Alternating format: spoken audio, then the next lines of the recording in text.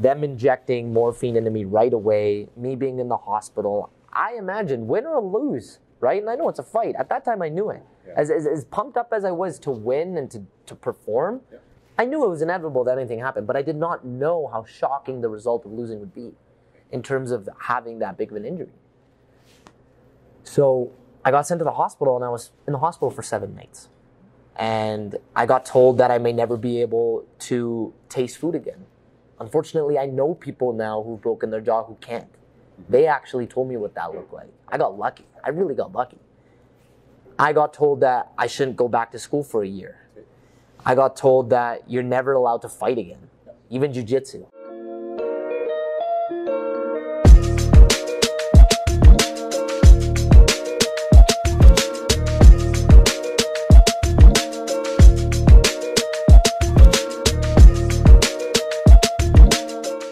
Welcome, ladies and gentlemen, to a very special episode of the Second Floor Podcast. My name is Raj Dhillon. I'm a special guest host today, and you all know our interviewee today, Kenny Bhullar. He's the co-founder of the Second Floor Podcast. He's also the regional marketing director for TELUS.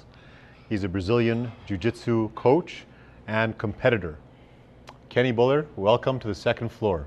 Thank you for having me, Raj. I got to tell you one more thing, Kenny. This is where we thrive and survive, and we keep the good vibes alive. Yes! Wow! You say that better than me. That's awesome. Thanks for having me, Raj. This is great to be on the other side. Kenny, we have a very special event here today. We are blessed to be hosted by El Centro, Roman Pizza Bar here on Jasper Ave in Edmonton. So thank you to both Antonio and Franco for hosting us, letting us use their space. If anybody wants some amazing food, amazing cafe, please come check it out. Absolutely. We're going to dive right in here, Kenny. Let's do it. We've got a short window today. Let's get deep. The audience of the Second Floor has been asking to learn more about you. Yep. And as a result of that, I'm going to dive in fairly aggressively here. Okay, let's start with asking you, what's your favorite part or thing about Edmonton? Wow, Edmonton. I love it. Well, Edmonton, I was born and raised, right? So I find that with my generation specifically, I feel like we're growing with the city, right? When I grew up, 1995, it was as flat as a surfboard, right? You come downtown, you get excited, you're growing up as a kid, you're wondering what it's like, and then you get kind of disappointed in seeing that Edmonton didn't really have much to offer other than West Edmonton Mall, right? And that was my childhood. Right? The only best place to go to was West Edmonton Mall. Or it was going to the local Sobeys and going to where you get chicken and fries. That's really what the entertainment was at a young age. However, at the same time, when there's nothing to do in a city that is limited to only one thing, it's allowing you the opportunity to open up your imagination, right? And I only say that because I feel like my time of growing up, me being in my mid-20s, I was blessed to go outside, be in a cul-de-sac-like form, hang out with my buddies as my neighbors, go play. We would all pretend to be people off of TV shows we watched because there really wasn't much to do. And that to me was Edmonton. Right. But now as the years have been going by, Raj, you're seeing the infrastructure that's getting built downtown. You're seeing Ice District blowing up. You're seeing all sorts of little things that weren't there once upon a time that people are now able to go to. Right. Whether they're as young as under 18 or they're at least 18 and they're an adult and they could actually experience what this city has to offer, right? I look at wintertime as a time to hibernate or as a time to just get super fit. Right. And then summertime, you come out, you go out, and you actually get to experience what the city has to offer. Right. Yeah, so if you ask me what I like about it, in short, now when you look at where the city's going, if you actually stay here, you can kind of reap the benefits of what it's offering you now. And you get to see before your eyes how much it's grown. Sure, I agree with you. There's a very much a sentiment of you're going to get out of it what you put in. And we're known in Edmonton as the startup capital of the nation. And there's a reason for that. And the reason for that is we have a culture and a foundation of support, hardworking mentality, risk takers. So that kind of goes to speaking to the ethos of the city that you're you're describing, I think. Absolutely. You mentioned fitness in the wintertime and hibernation, perhaps. Yeah. So let's dive into that. Tell us about your fitness journey, and particularly in relation to martial arts from a young age. Yeah. I know some of the story, but I think the audience wants to hear that. Yeah, so tell us how you first got started in martial arts, and a little bit about your trajectory so far. Yeah, absolutely. You know, when I think about how young I was when I started, I was 9 years old, and I was just this kid filled with energy, right? As many of you who are friends of mine now watching this, or family, you guys know I was a nuthead just bouncing off the walls, right? My parents didn't even know what to do with my energy. I was always verbalizing how bored I was. Right. So my ADHD was just through the roof, right? And once upon a time, my dad, he's reading this community newspaper, you know, when those things were very highly read and you were a part of the community. He sees this ad, and we're just, we're driving at the time, just hanging out, and he's at a red light, he's just flipping through it.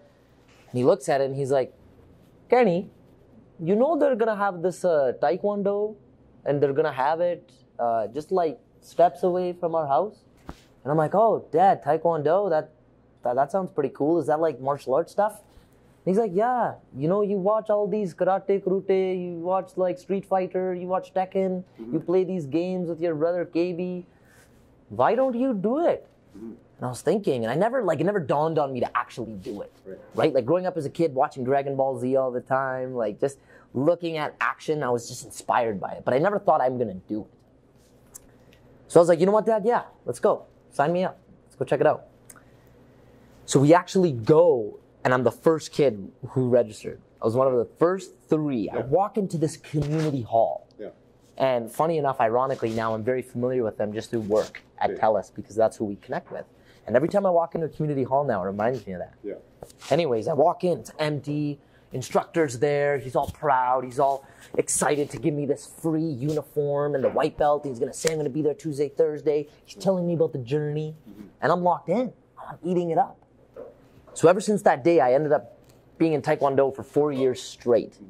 And that's what changed my life. Okay. Like I went from going home to being bored, screaming and shouting, like just being this crazy kid.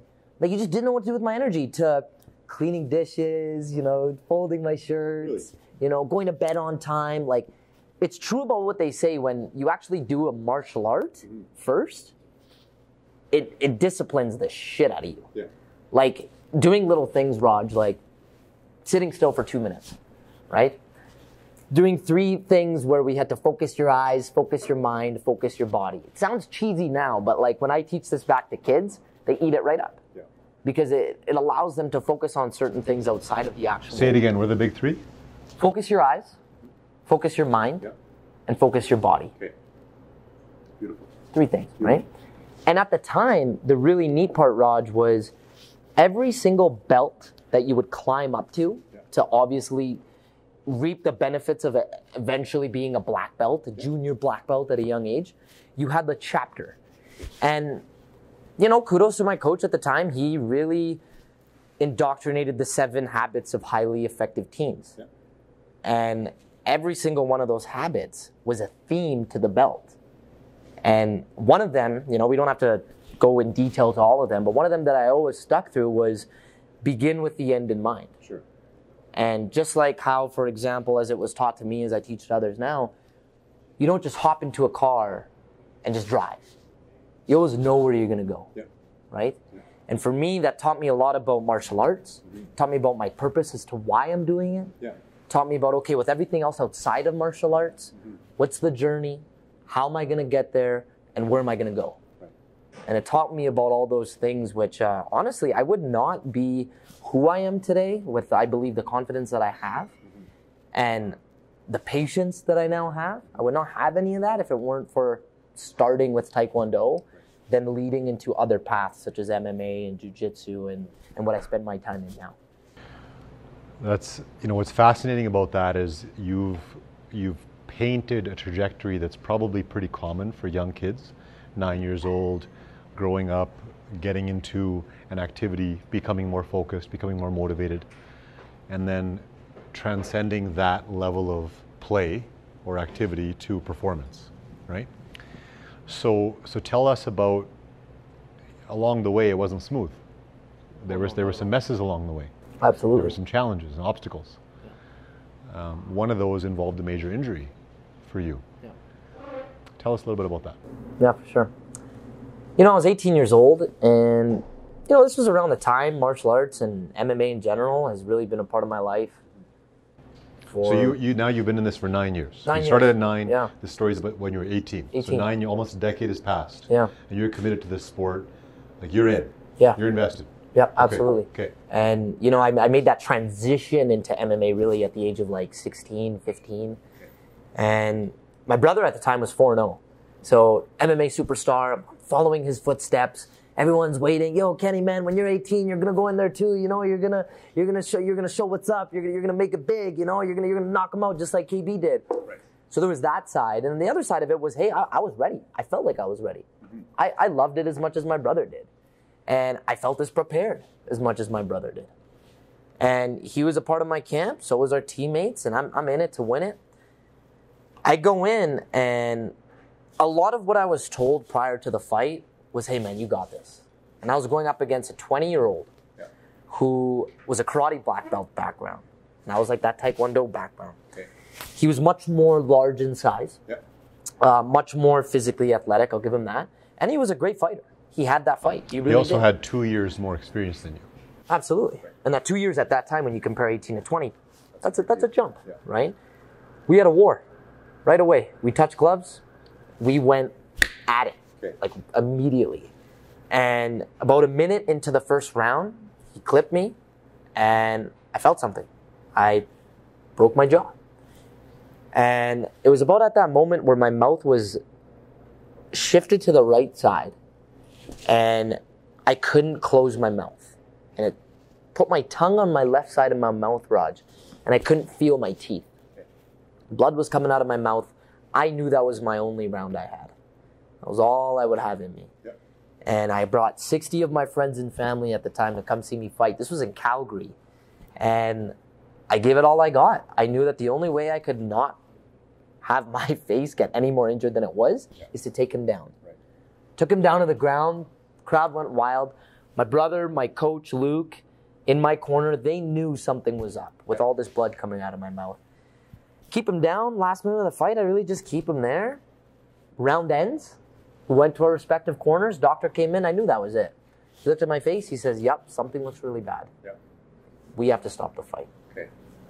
The real fight, Raj, began when I came out of the cage. There we go. That was a real fight. Yeah. And I walked into the room, adrenaline's out, and that's when the real pain kicks in. And when I broke my jaw at that time, I remember getting an ambulance, having my brother come in, them injecting morphine into me right away, me being in the hospital. I imagined win or lose, right? And I know it's a fight. At that time, I knew it. Yeah. As pumped up as I was to win and to perform, I knew it was inevitable that anything happened, but I did not know how shocking the result of losing would be in terms of having that big of an injury. So I got sent to the hospital, and I was in the hospital for 7 nights. And I got told that I may never be able to taste food again. Unfortunately, I know people now who've broken their jaw who can't. They actually told me what that looked like. I got lucky. I really got lucky. I got told that I shouldn't go back to school for a year. I got told that you're never allowed to fight again, even jiu-jitsu. I didn't go back in the cage yet, I'll be honest.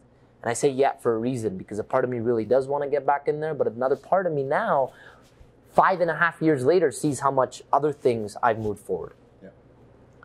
So having said that, I remember at the time I was very confused. I'm 18, but I'm a positive junkie. And I'm like, I'll get back in there, don't worry, right? My face is a balloon, and I'm in the hospital for 7 nights. I don't get surgery till 4 nights in. And I didn't want to look at my face at the time. I really didn't, right? I had the best plastic surgeon operate on me in Western Canada. And the way they kind of put it was, hey, you know what? Despite this happening in Calgary, we have the best doctor to ensure that you're going to get taken care of. Yeah. I know people who got an incision on the outside of their face.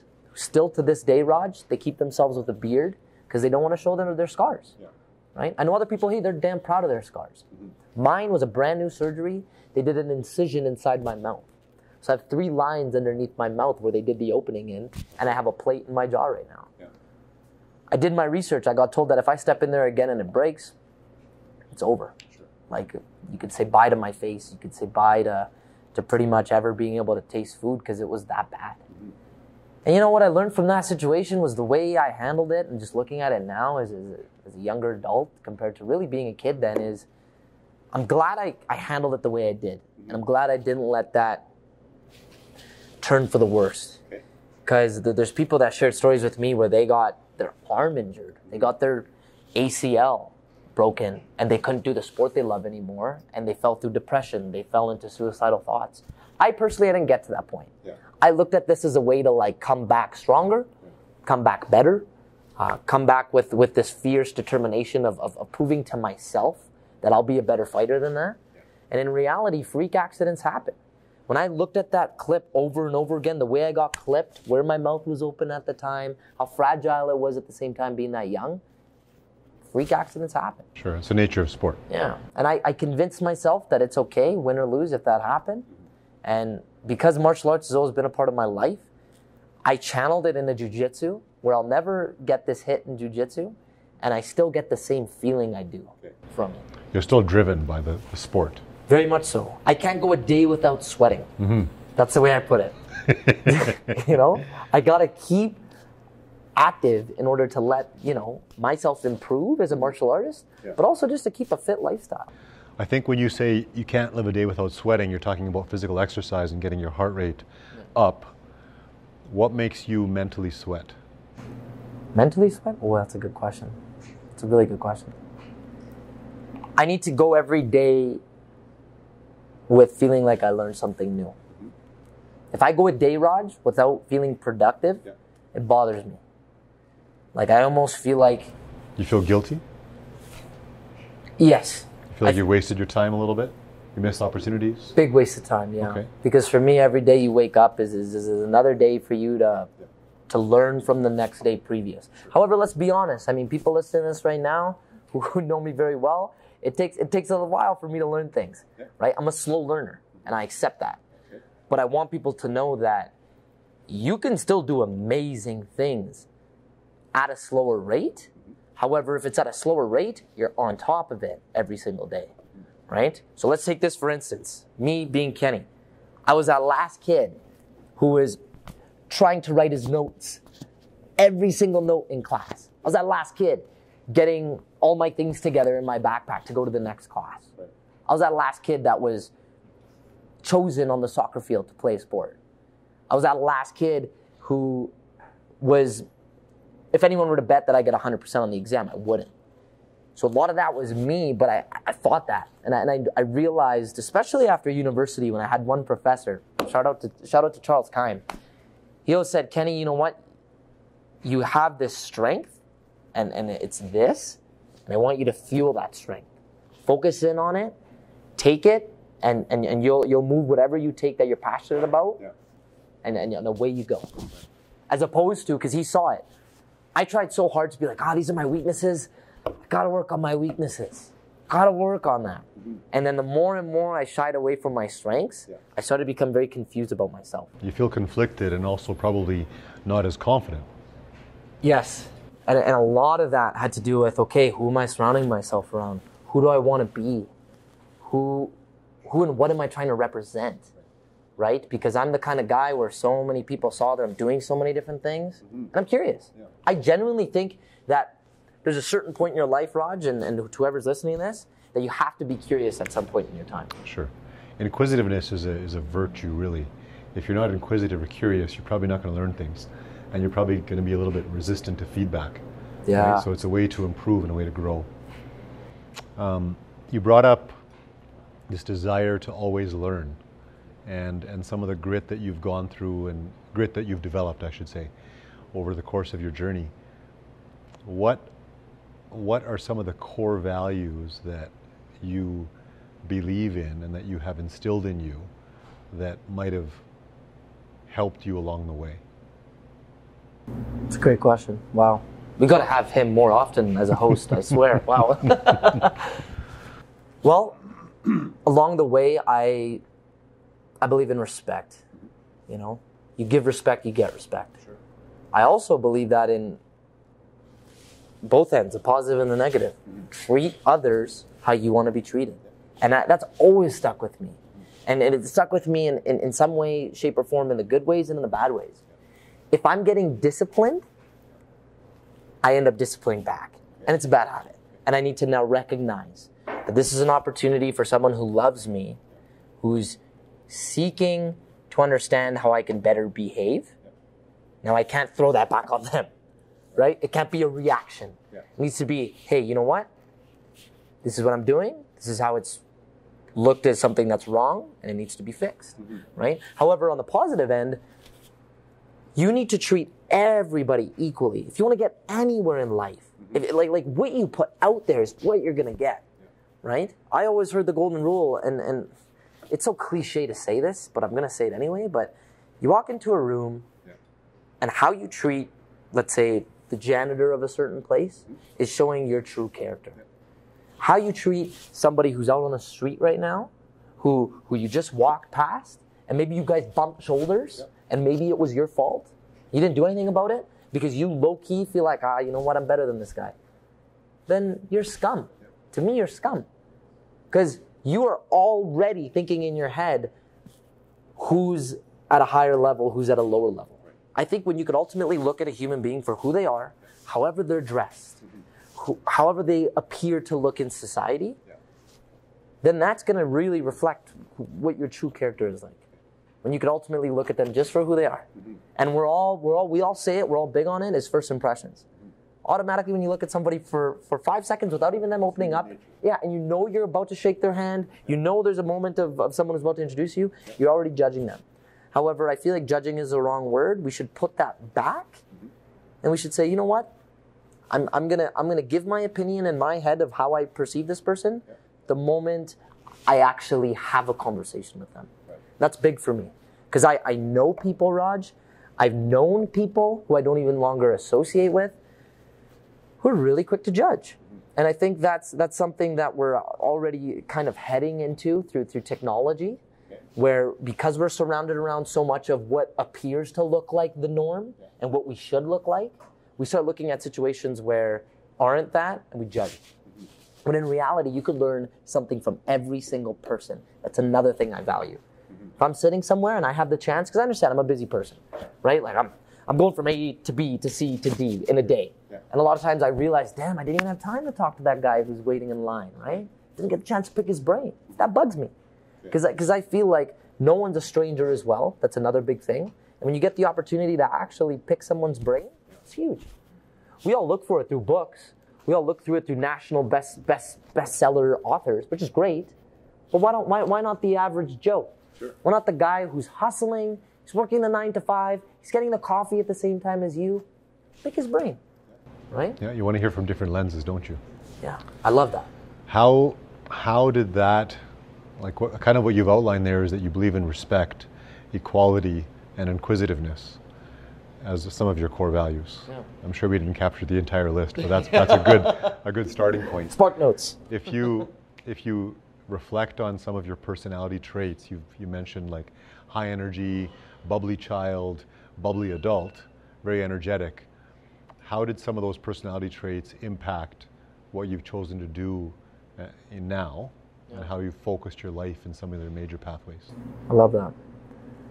You know what? Yeah, when we go back to strengths, Raj, really, I exuberate this confidence that I feel is, whoops, pick that up. I've dropped my phone like 20 times in the past week.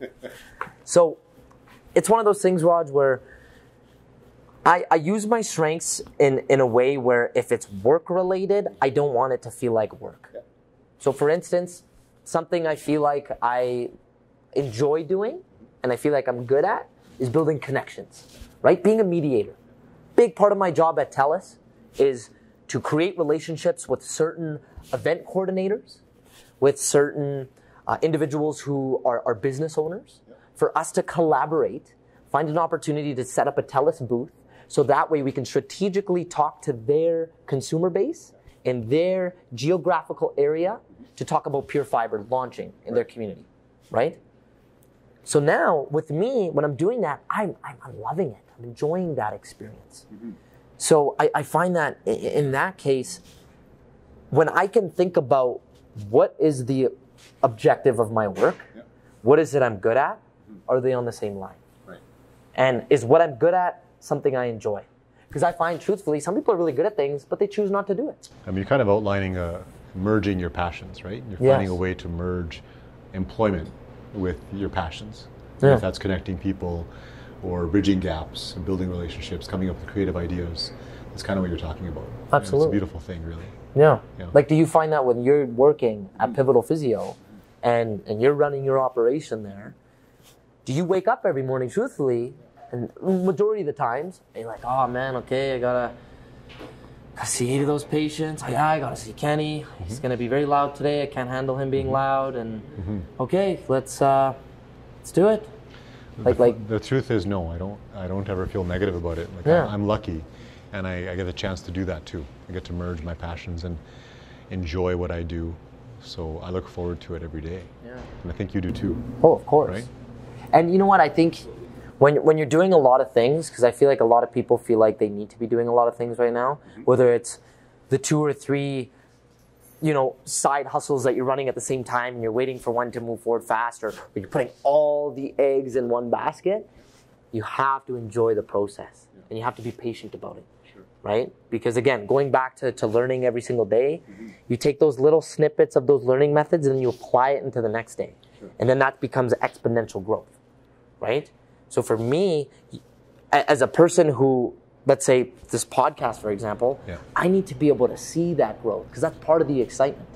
That's right. Right? Yeah, having that's perspective. Exactly. That's like a relationship. Relationships, they become exciting when you get to learn new things about your partner, when you get to understand that change is inevitable, right? Where you're not going to be with necessarily the same person after 3 years. But okay, is this person, are they matching the expectations you have now? Are you guys growing in the same line? Same thing with your business. Imagine if all of a sudden you went autopilot and you just said yes a lot of times. To like, oh yeah, you know what, we'll collaborate with this athlete. Oh yeah, sure, you know what, we'll open up in Cameron Heights. Sure, let's do it. All of a sudden, you kept saying yes to so many things, but you didn't seek to understand what it is you were doing it for. You didn't take a step back. And I feel like a lot of times, I'm starting to learn this now, Raj, where there needs to be moments where you sit yourself down and you're quiet. And you sit back. And you're not listening to anything, you're not talking to anybody.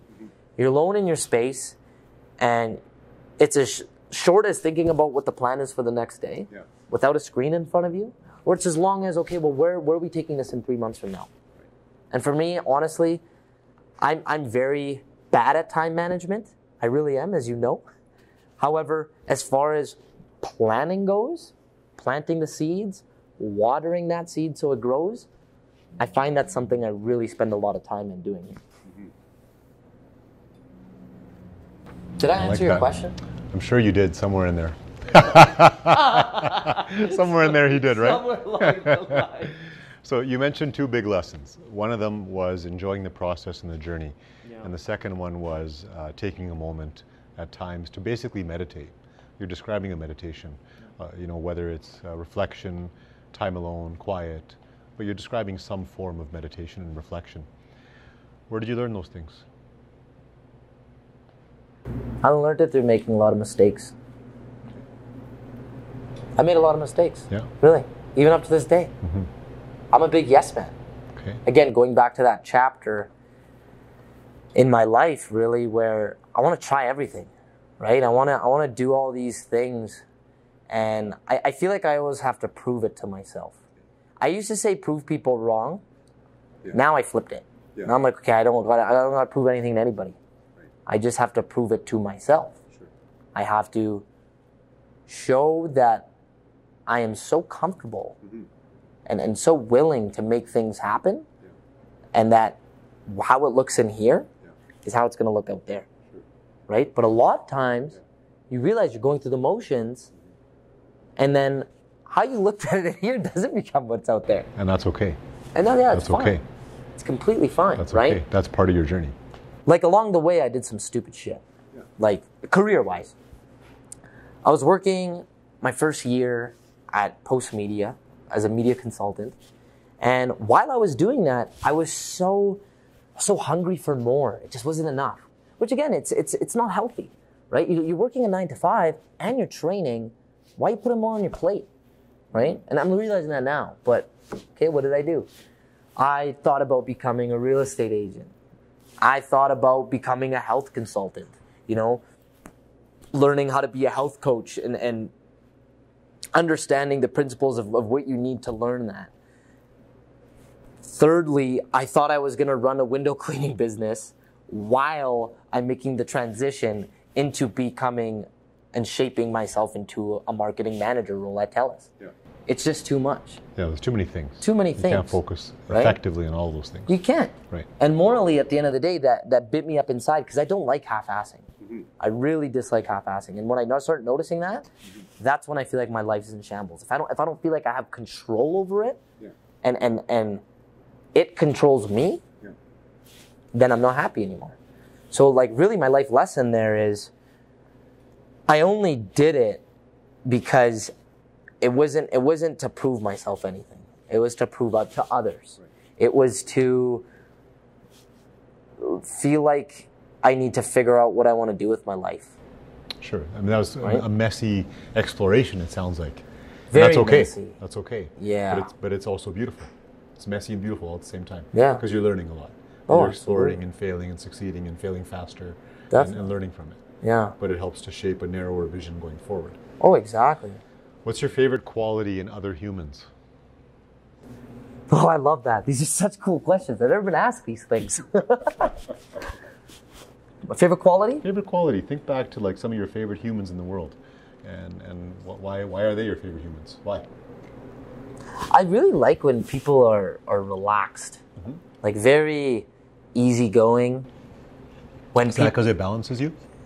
It does. It really does. I like when people are not so we say in Punjabi, jaldi, right? And I swear this is for those that don't know what that means. Jaldi means hurry and in a rush and almost like in a frenzy. Yeah. So that gives you a sense of what Kenny's talking about. Exactly. It's one of those moments where if you're Punjabi or if you're of any multicultural descent and you know another language other than English, this is one of those times where I'm like, what's the word I'm looking for? Punjabi is one of the words doesn't it? Okay, so you like people that are relaxed. That's one of the qualities you look for. Yeah. And I like people that are willing to have a good time. Right. Right? It's a back and forth battle. Sure. Sure. I find that I'm always looking to keep a conversation going. Right? I'm always looking for that. Really? Tell me again. And if someone can reciprocate that, it juices me up. Right? I have an issue where I feel like in order for me to feel like we're building our relationship, I need to be asked questions. It's so bad. Okay. Right? And I've had moments in my relationship or even through friends where they're like, you don't gotta have us ask the question for you to say it. You're a very verbal thinker. Yes. Right? That's one of the things that you embody. Yes. So having a chance to answer questions kind of creates the avenue to do that. Exactly. Right? It's true. So we know that you're Punjabi, a full Punjabi. If there was one other ethnicity that you connect with, what is it? Spanish. Spanish? Yeah. Oh, man. Tell me why. Because vosotros comemos, man. Vosotros comemos el centro. Al centro. I was like, I have to say it properly. No, you know what? It's Spanish for a couple reasons. Mm-hmm. I was studying French, Raj, up until grade 9, for 6 frickin' years. Mm-hmm. And this is to all of you public school homies who can understand. By grade 9, when you ask yourself, how much French do I know? Right. You don't know shit. It's like you probably know how to get by with saying hello, bonjour, comment t'appelles-tu, aujourd'hui. That's all I know, man. That's it. I literally, for those of you who don't know, I said hello. I said, what's your name? Yeah. I think. Yeah. And I said today. Today, yeah. And it was, I feel like when you want to know a language, you want to really learn it, you have to submerge yourself into it. Yes. And you have to like it. There's got to be that undertone way of being able to, the way it rolls off your tongue. Spanish, when I discovered that in grade 10, Senior Vargas, this guy, he handed out 100% like no tomorrow. With, right? I would walk into class, I'd be like, hola. He'd be like, Kenny, 100%. Just for coming in and saying hello in Spanish. And I'm like, this is awesome. Yeah. So that was obviously part of it. He validated you. Right? Yeah, he validated. It was nice. Yeah. He saw that when someone was putting good effort, he got excited, right? But there's something else about it. There is, yeah. There's the cultural aspect of it. Okay. Spanish people, they're vibrant. Yes. Right? They're passionate. You look at Spanish weddings, right? You watch Narcos. Yeah. You see the way they party. Yeah. You see the way they talk amongst one another. Yeah. That's me. Okay. I feel like in my past life or my next life, I'm going to tell God, make me a Spanish guy. Yeah. Right? Or you might have been before. Could be. Yeah. Could be, right? So Spanish, second place Italian. Okay. I find like both of these cultural ethnicities very much so resemble similarities to Punjabi folks. Yeah. Right? Okay. And I think that's why, to be honest. Sure. And just when I think about all of the people that I've met in my life, those would be the first two who really like, I almost went, okay, this person's interesting. Yeah. Right? Right. They care about the family values. Okay. They are vibrant, just like me. Yeah. And they ask questions. Yeah. They're curious. Right. Right. Right? Okay. Very interesting. What are family values that you embody? Tell us a little bit about mom and dad and brother, and of course. Tell us about what is life like in the Bhullar household. Yeah, definitely. You're like curious about this too, right? I find, you know what, with our family, it's very unique. So my mom, she's like the rock of our family, right? Without our mom, we would all be out on the streets. I very much so recognize that because my mom kept it all together. She worked her ass off. She would come back home and clean for everybody, come back home and cook for everybody. Like, that's somebody who, like, on top, did it, managed to do it while we were growing up without complaining. When we were little shits, obviously, when we could handle our own and we still didn't do it. That's when she started, recognizing that, come on, guys, like, keep it together. At least clean your room, you know? Right. And my dad, he's somebody who, very opposite of my mom, right? He worked very hard during our upbringing. And same thing with my mom. Like, he had something about him where he was a lot more relaxed. Mm-hmm. Like, my mom would be like, gotta get this done, gotta get this done, gotta get this done. My dad would be like... What's your dad's favorite line? Let's deliver it to the crowd here. Tell us the line. He'd always just say, Kenny, just God will figure it out. Mm-hmm. That's it. He'd always say God's gonna figure it out. Yeah. Right? Or he would say, like my dad growing up, he'd always just be like, he'd always have one-liners. Mm-hmm. The one that I really like. Mm. And this one, it sticks. Yeah. And I actually live off of it. My dad says, Kenny, you could never plan to fail, mm-hmm. but you can always fail to plan. Mm-hmm. Okay. Who said that originally? I don't know. Is that a Tony Robbins line that he heard one time? Where he got that Where did he get this line? This sounds like something he got somewhere. He would say that, Raj, and then he'd just walk away. He'd walk away? And I'd plant the seed and leave? Every year. Like he'd find a moment where he would say it, and it would blow my mind. Yeah. Right? Okay. So he'd say that, but like growing up as a kid, like my mom and dad, they put everything into my brother. They really did. Right? Okay. Like this is your older brother. Older brother, for those KB, that don't know. Right? They put everything into him. Yeah. 4 years back. Mm-hmm. Then I came around. Okay, so right? he's so 4 years older than you. Yeah. Yeah. Okay.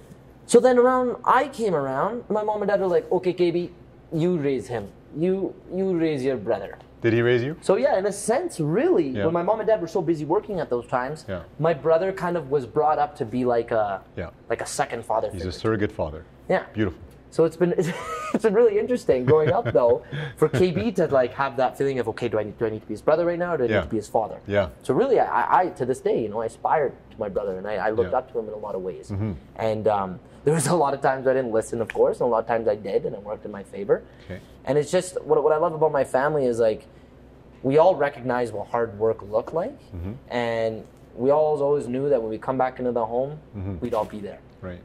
And I'm so grateful for my parents because they gave me everything. I was a spoiled little brat. Yeah.